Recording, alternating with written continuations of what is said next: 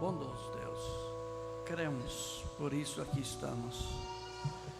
Agradecemos a Ti, aos benefícios, às bênçãos alcançadas.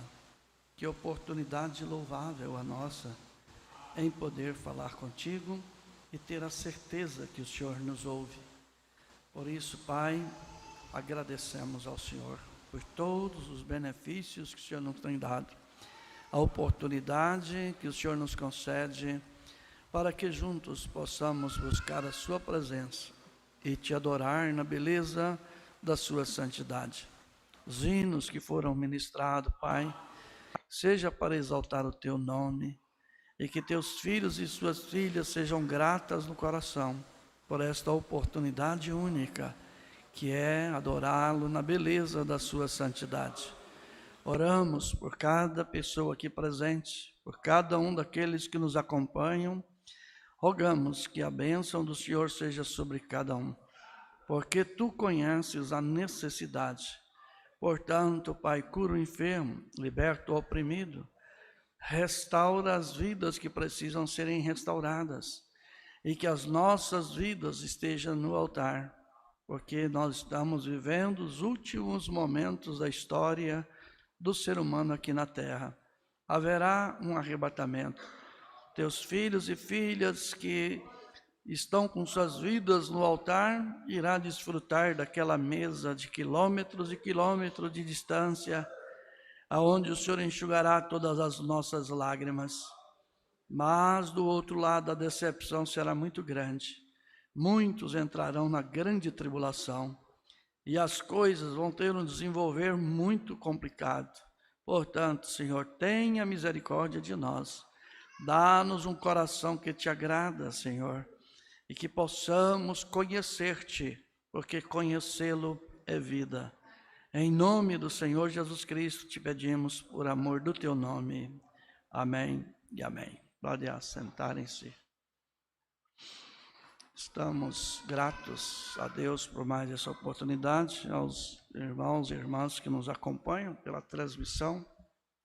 Desejo do nosso coração é que vocês sejam abençoados também. E nós estamos aqui juntos pela fé, mais uma vez, né? Agradecidos a Deus por todo o privilégio que temos. Eu vou ler o Salmo 14, pode ficarem assentados mesmo, é um salmo, tem 7 versículos, e quero conversar com vocês antes de nós termos nosso momento de oração, e estou certo que vamos aprender muito, porque cada salmo desse tem um segredo aqui, escondido, né? Que se revela a palavra de Deus. Eu nunca esqueço das palavras de Jesus após ressuscitado, que encontrou os dois no caminho de Emaús, e ele, disfarçado, né, perguntou: mas vocês são nércios e tardos de coração para lembrar de tudo que está escrito ao respeito de Jesus? Vocês estão dizendo que não ressuscitou? Está escrito na lei, nos salmos e nos profetas. E quando nós não lemos, nós então perdemos muito. Porque quanto mais lemos, mais conhecimento temos. E conhecimento, irmão, é intimidade. É entrar na intimidade. Isso é conhecimento. Conhecê-lo é vida.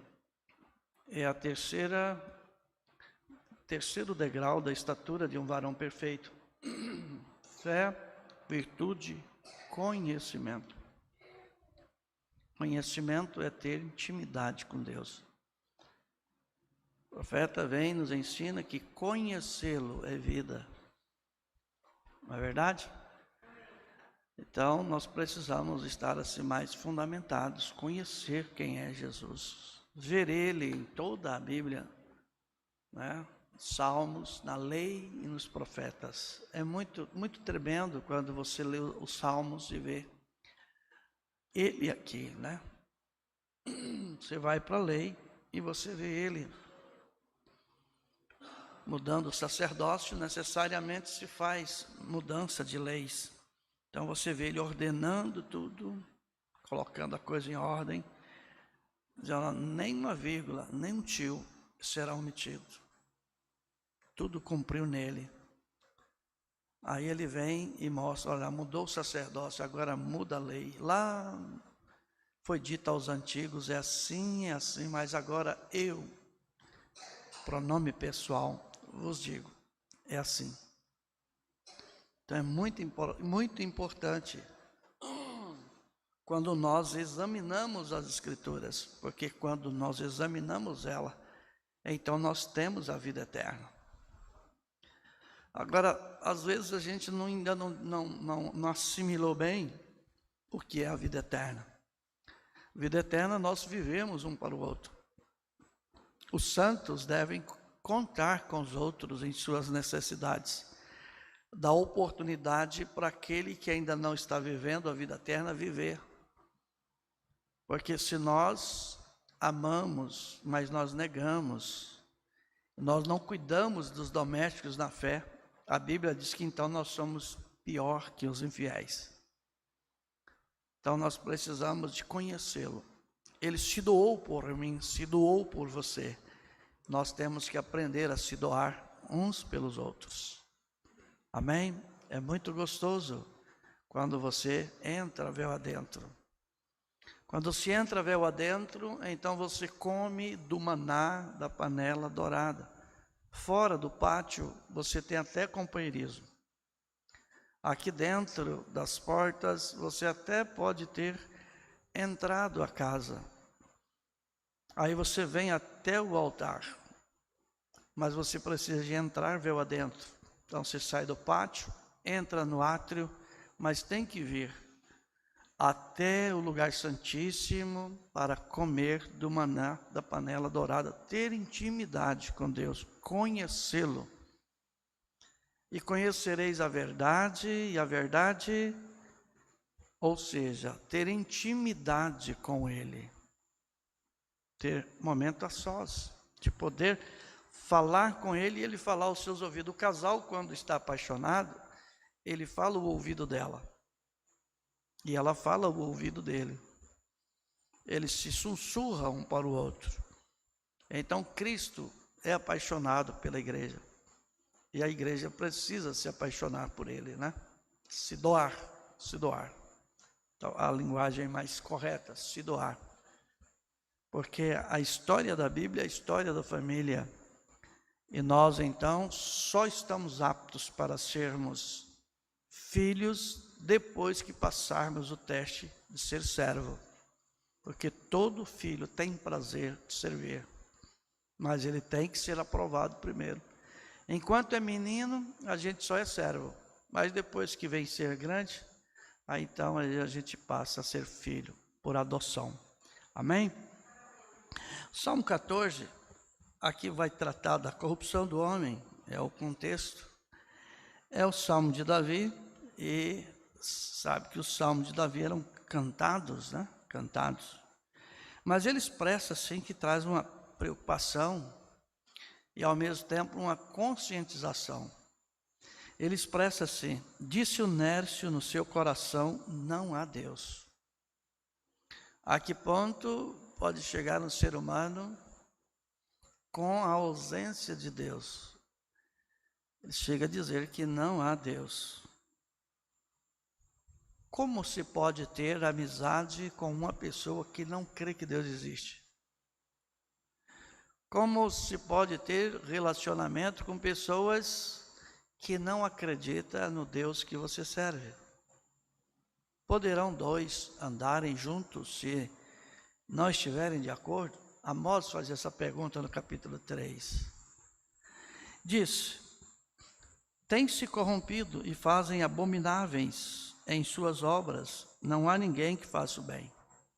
Então, o resultado de uma pessoa nércia, aqui Davi expressa.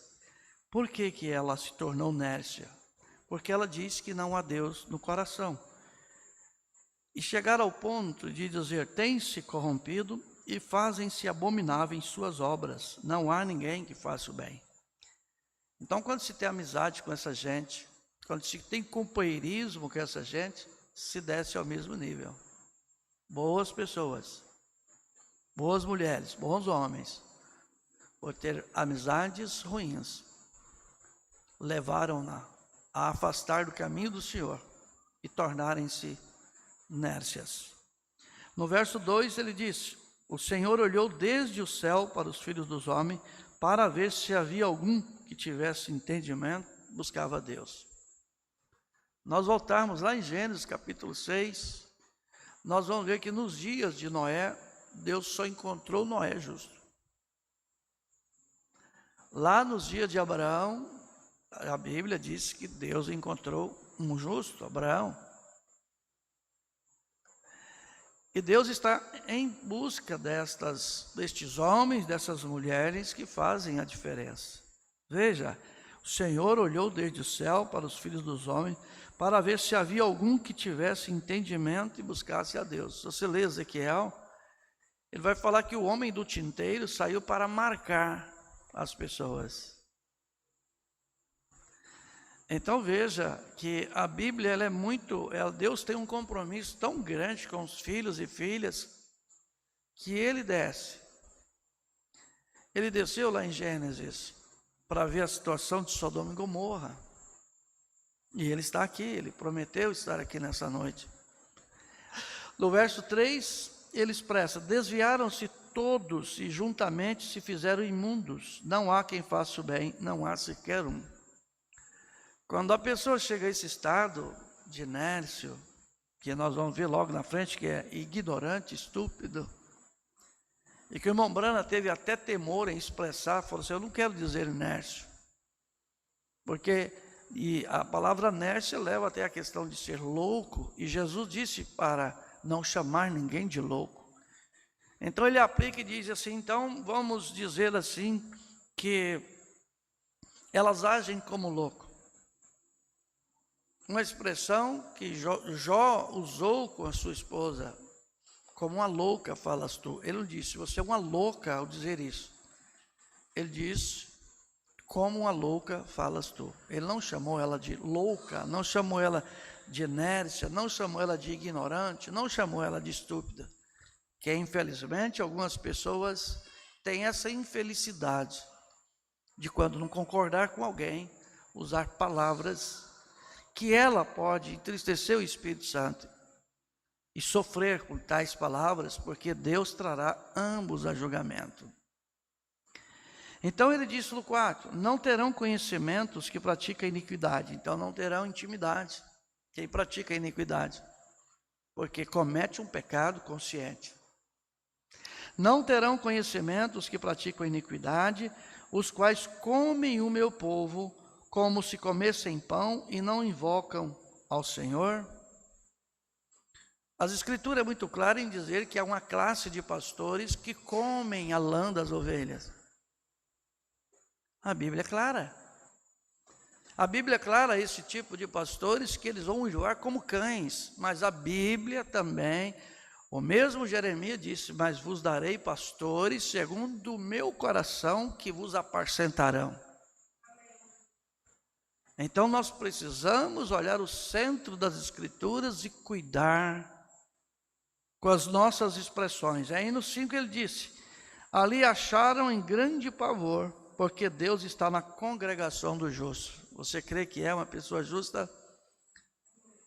Somos justos por representação. A justiça é dele. Nós não somos absolutamente nada. Ele disse: vós envergonhais o conselho dos pobres, porque o Senhor é o seu refúgio. Ele é o nosso refúgio, fortaleza, socorro bem presente em tempo de angústia. Ele disse no verso 7, como que alegre, cantando, regozijando. Eu imagino aqui que ele deve ter tocado o pandeiro, batido palmas, né? Pulado e cantou: ó, se de Sião tivera já vindo a redenção de Israel, quando o Senhor fizer voltar os cativos do seu povo, se regozijará Jacó e se alegrará Israel. Israel está esperando por esta festa, mas a noiva também está aguardando por este momento de festa. Paulo aos Tessalonicenses disse que nós que estamos vivos vamos ser arrebatados. Mas quando nós lemos em 1 Coríntios capítulo 15, ele disse que seremos transformados no abrir e fechar de olhos para encontrar com o Senhor nos ares. Olha que festa, que alegria. E vai ser um cântico que nenhum mortal cantou. Irmão Brando diz que os anjos vão ficar posicionados e vão ficar alegres e vão bater palmas, porque nunca ouviram tal cântico. E olha que quando eles cantam, os umbrais da porta do templo estremecem. Santo, santo, santo. E esse hino que a noiva vai cantar, vão deixá-los boquiabertos. Que privilégio, irmão, irmã, ser um cristão, ser uma cristã, enfrentar o que tem que ser enfrentado e chegar lá do outro lado, porque Ele prometeu vida eterna. Que privilégio nosso, né? De podermos ser transformados no abrir e fechar de olhos. Nada mais de canseira, né? Cansaço físico e nem mental, nada. Não vai ter dor, não vai precisar de dentistas lá, eles perderão a profissão. Não, ninguém vai arrancar dente, nem o médico vai. Não, nada. Nem todas as pessoas das funerárias não vai precisar de caixão, porque ninguém morre. Lá será vida eterna. 3 anos e meio de bodas de cordeiro. Depois 1000 anos aqui na terra. 1000 anos aqui na terra. Depois do julgamento do trono branco, vida eterna. Nada de cabelo branco, nada de pele ressecada, nada. Todos vivendo na harmonia daquele grande dia. Mas aqui nós poderíamos estudar bem claro, que ele está dizendo, disse o nércio, ou seja, ignorante, o estúpido, no seu coração, não a Deus. Então esse tipo de gente age como se não tivessem que passar por um julgamento, mas Deus trará cada segredo ao julgamento. Podem dizer o que quiser, podem pensar o que quiser, mas tem data de nascimento e tem data de vencimento. 5 minutos antes de morrerem, eles terão que rever cada momento que eles agiram como nércios. Na mensagem Poder de Transformação, 31/10/65, parágrafo 240, nosso amado profeta diz, as pessoas de hoje agem como se nem mesmo crescem que há um Deus. Elas sabem que há, mas elas agem como se não tivesse. Porque, gente, se as pessoas realmente tivessem temor de Deus, elas respeitariam os filhos e as filhas de Deus. Tem que respeitar. Mamorana disse assim, você cuidado com o que você fala com o filho de Deus, com a filha de Deus, porque é filho dele, é filha dela. Não adianta eu achar que não adianta você achar que não. Somos filhos e filhas de Deus, podemos ter as nossas diferenças, mas nós recebemos o nome do Pai. Quem recebeu o nome do Pai aqui? Então somos filhos e filhas. Então nós temos que nos alinhar, nós temos que nos ajustar aqui. Se nós não amamos uns aos outros que vemos, como que nós vamos amá-los se não vemos?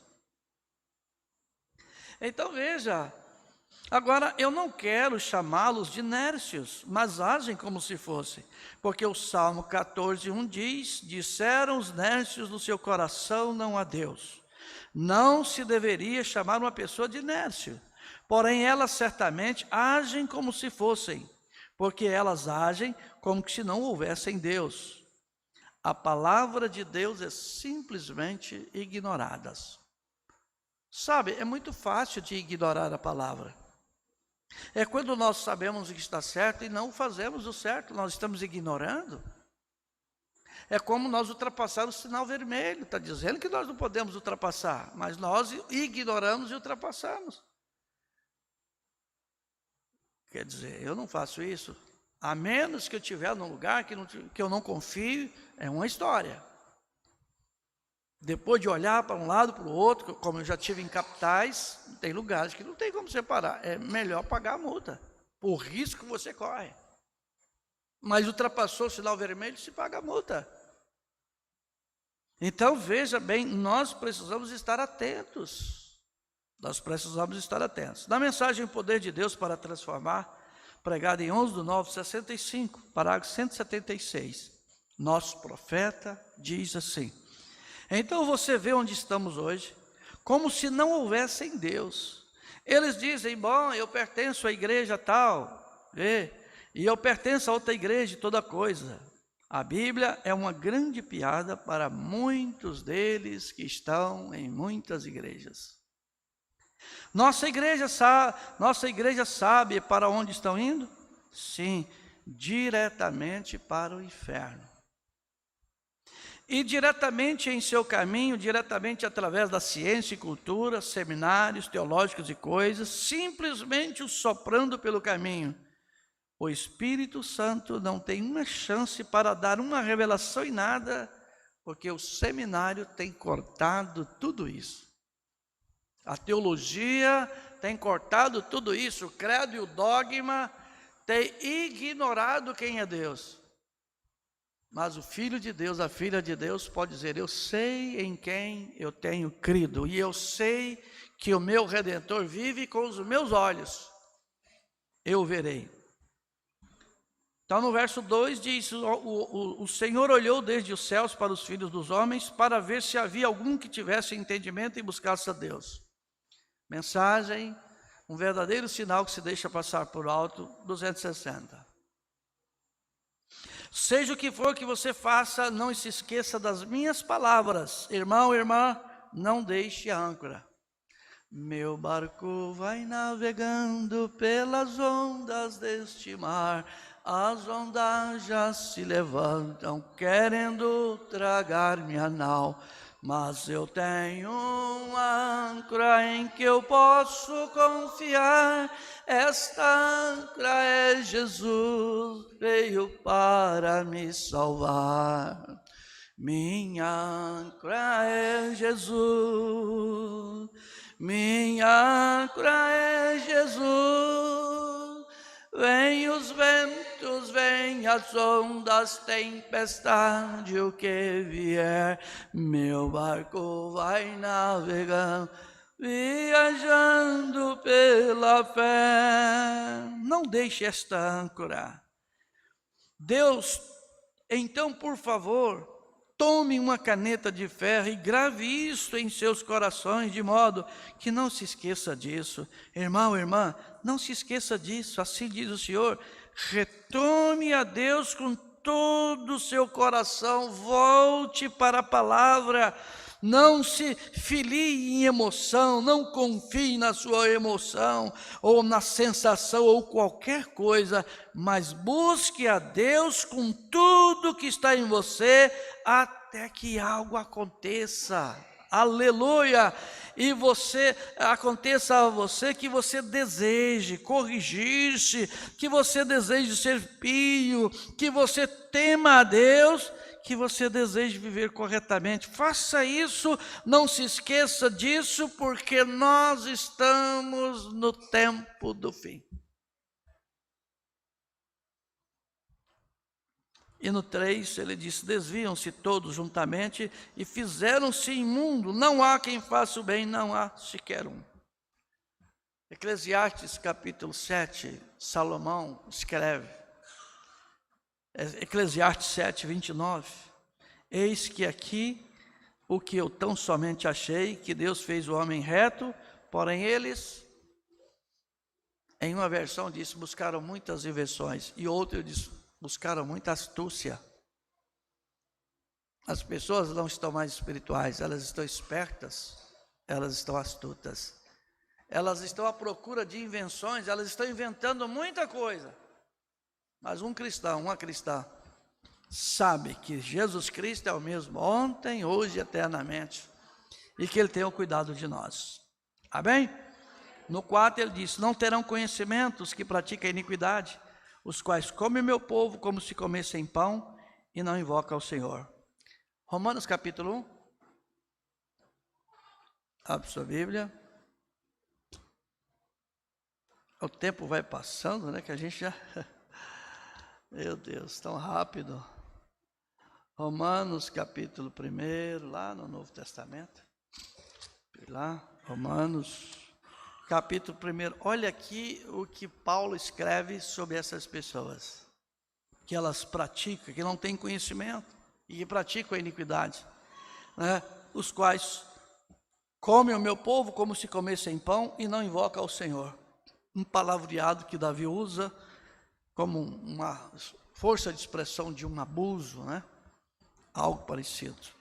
Ele diz aqui no versículo, Romanos 1, a partir do verso 28. Olha o que Paulo escreve. E como eles não se importaram de ter conhecimento de Deus, intimidade com Deus, porque conhecê-lo é vida, assim Deus os entregou a um sentimento perversos para fazerem coisas que não convêm. Como que se tem uma amizade com uma pessoa dessa? Ter companheirismo com pessoas a qual Deus as tem entregado a um sentimento perverso. Olha o 29. Estando cheios de toda iniquidade, fornicação, malícia, avareza, maldade, cheios de inveja, homicídio, contenda, engano, malignidade. Olha que tipo, que classe de pessoas. Sendo murmuradores, difamadores, aborrecedores de Deus, injuriadores, soberbos, presunçosos, inventores de males, desobediente aos pais e às mães. Que classe, que situação chegou o ser humano, está chegando. Nércios, olha aqui, Paulo chama de nércio. Nércios, infiéis nos contratos, sem afeição natural, irreconciliáveis, sem misericórdia, os quais, conhecendo os juízos de Deus, que são dignos de morte, os que tais coisas pratica, não somente faz, mas se agrada. A outra versão diz, concorda com os que tais coisas fazem. Como ter amizade com essa classe de gente? Como concordar com esta classe de gente? Nós precisamos ter um posicionamento cristão. Aqui no 5 ele disse, e ali acharam em grande pavor, porque Deus está na geração dos justos. Abre sua Bíblia, em 1 Pedro, capítulo 1, nós já estamos quase concluindo, que aí nós vamos orar aqui, os nossos irmãos e irmãs que estão nos acompanhando, vão orar lá, e assim nós vamos ter uma noite abençoada, né? Lembrando que a irmã Hortência está em um quarto separado, qualquer pessoa pode chegar lá e dizer que vai visitar ela, já separaram num quarto, então não perca a oportunidade, visite ela, né? Ela está lá no oxigênio e as forças estão indo, Veja, 1 Pedro